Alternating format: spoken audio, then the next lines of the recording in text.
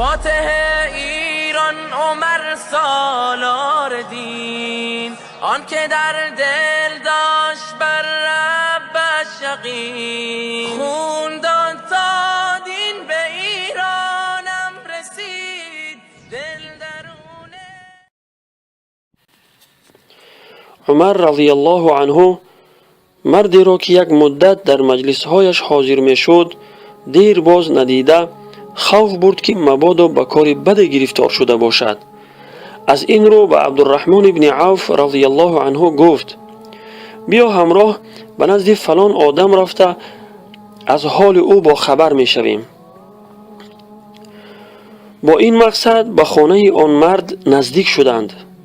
اتفاقا در خانه باز بود. در خانه آن مرد را دیدند که نشسته است و زنش در جام به او شراب می ریزد. با دیدن این منظره عمر ابن خطاب رضی الله عنه به ابن عوف رضی الله عنه گفت اکنون سبب به نزد ما نآمدنش را فهمیدم. عبدالرحمن ابن عوف رضی الله عنه در جواب گفت پس از کجا می دانی که در آن ظرف چیست؟ عمر رضی الله عنه وسوسه را که به دلش راه می جست از خود دور کرده گفت آیا تو خوف می بری که گفته های من درباره این مرد تجسس شد؟ ابن عوف رضی الله عنه با قطعیت گفت گفته های تو عین تجسس است. عمر رضی الله عنه گفت پس توبه آن چیست؟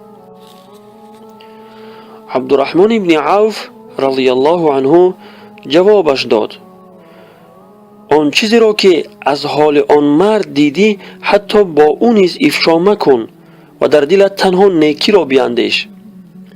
این توبه تو می گردد. بعد این سخنان از نزد آن منزل دور شدند.